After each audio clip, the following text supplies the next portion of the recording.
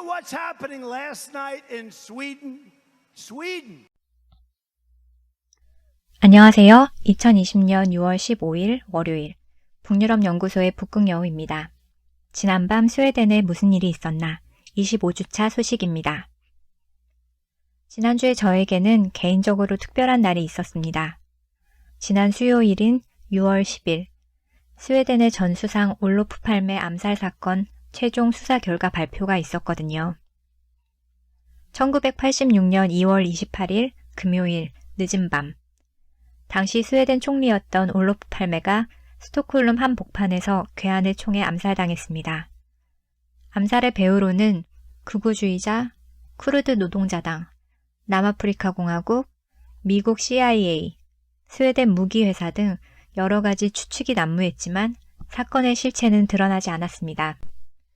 밀레니엄 시리즈를 쓴 작가이자 탐사매체 엑스포의 편집장이었던 스티그 라르손은 오랜 시간 단독으로 조사한 후에 남아프리카 공화국을 마지막 용의자로 남겼습니다. 아프리카 로데시아에서 군생활을 했던 전직 용병 한 사람은 CIA가 200만 달러를 줄 테니 팔메를 암살해달라는 지시를 했었다고 고백했으며 스웨덴의 유명 가문의 누군가는 미제 사건을 주로 담당하는 신문기자에게 무기회사가 배후에 있다고 비밀 편지를 보내왔습니다. 1986년 암살 당시 수사를 맡았던 특별팀 수사관 7명 중에 4명이 2017년 정년퇴직으로 수사에서 물러났습니다. 당시 3명이 충원되는 동시에 새로운 팀장이 사건을 이어받았습니다. 크리스토 페테르손 검사장입니다. 그는 취임하면서 지금껏 발견되지 않은 새로운 증거가 나와야 수사의 물꼬가 트일 것이라고 그때까지 무기한으로 철저히 조사하겠다고 했습니다.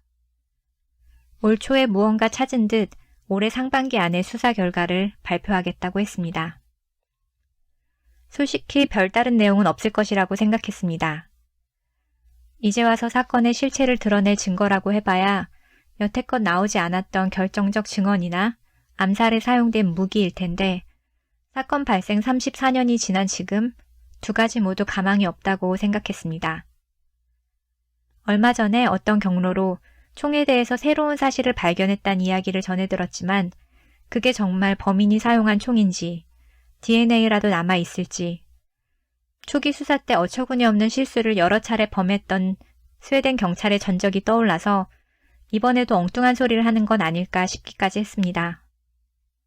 한편으로는 범인이 누군지 결론이 나지 않더라도 어떤 식으로든 팔메의 죽음이 매듭 지어져야 할 때가 온 것은 아닐까 하는 예감이 들었습니다.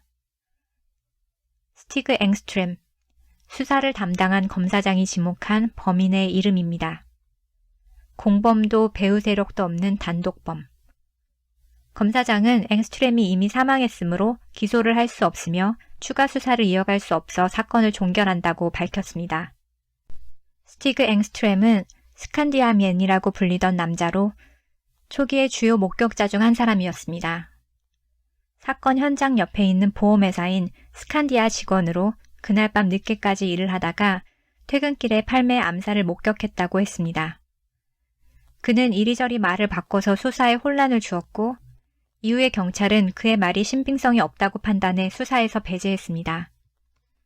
사건 현장을 맴도는 그의 수상쩍은 태도에 더해서 그가 팔메가 속한 3인당과 대척점에 있는 온건당 지지자였고 과거 사격클럽에서 활동한 적이 있었다는 이유를 들어 그를 용의자로 보는 의견도 있었습니다. 하지만 저는 한 번도 그가 범인이라고 생각한 적이 없습니다. 현장을 목격한 사람들은 범인이 큰 키에 무릎까지 오는 헐렁한 코트를 입고 있었다고 했습니다. 스티그 앵스트렘은 딸딱막한 몸집에 안경을 썼습니다. 제 기억에 당시 경찰의 수사 보고서에 등장한 목격자 중에서 범인이 안경을 썼다고 말한 사람은 한 명도 없었습니다. 앵스트렘은 자존감이 낮고 주목받고 싶어하는 성격의 사람으로 언론의 관심을 조차 떠버리기 좋아했습니다. 팔메 사건 이후로 술을 많이 마셨고 2000년에 자살로 생을 마감했습니다. 처음 수사관이 스티그 앵스트렘을 범인으로 지목하자마자 케네디의 암살범으로 지목됐었던 리 하비 오스왈드가 떠올랐습니다. 배후 세력도 공범도 없는 단독범. 친구가 별로 없는 외로운 남자. 2시간이 넘는 기자회견을 지켜보면서 막연히 언젠가 이런 날이 오겠지 했던 그런 끝을 알고 있는 영화를 보는 기분이었습니다. 범인이 잡히지 않은 이상 분명 사건의 진실을 알고 있는 사람이 있을 겁니다.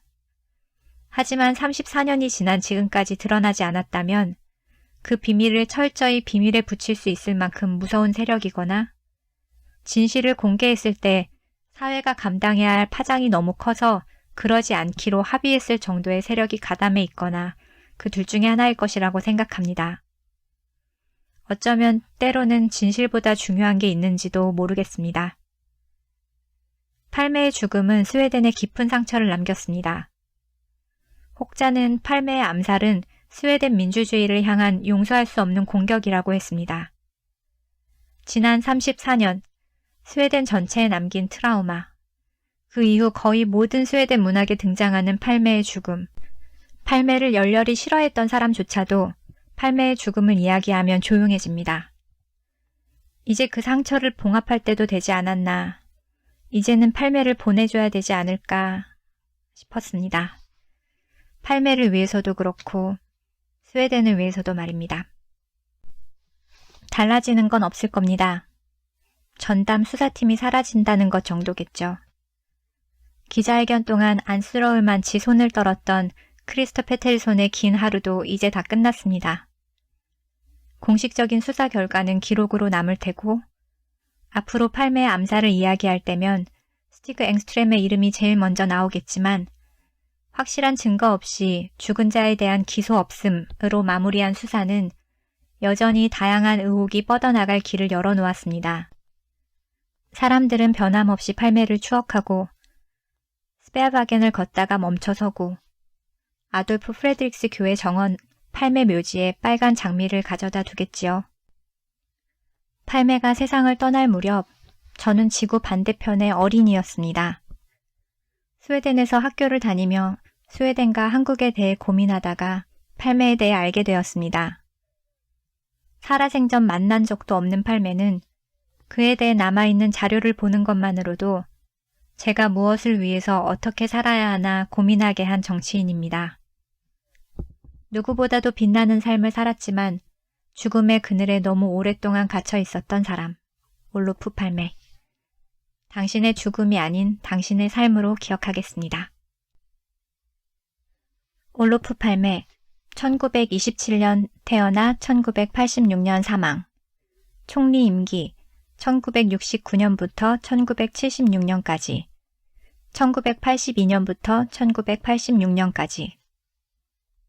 왕정국가에서 의회민주주의 국가로 헌법 개정, 양원제에서 단원제로 개혁, 다당제 확립, 의제별 연정 시도, 고용보장 확대, 실업급여 병가수당 확대, 노동조합 권한 확대, 부부 별산제와 가족단위 과세에서 개인과세로 개혁, 복지단위 역시 가족에서 개인으로 개혁, 여성 근로 장려, 교육개혁, 대학 등록금 폐지, 공공의료 강화, 공공치과보험 도입, 공공어린이집 확대, 아동수당 확대, 지자체 보육시설 지원, 아동학대 방지를 위해 아동권리위원회 조직, 장애인 정책 정비, 금융소득 과세, 소득세 인상, 노인복지 강화, 흡수 동아주의 대신 다문화주의 채택, 노동연금 수급 자격 확대,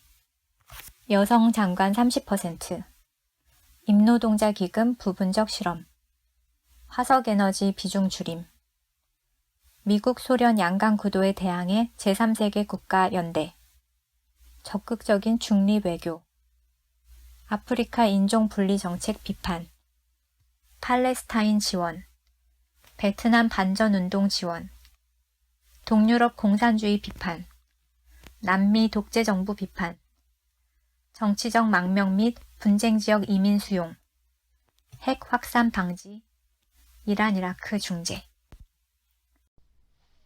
마지막으로 팔메가 10대 청소년들 앞에서 했던 연설의 일부를 읽어드리겠습니다. 누군가는 이렇게 말할지 모른다.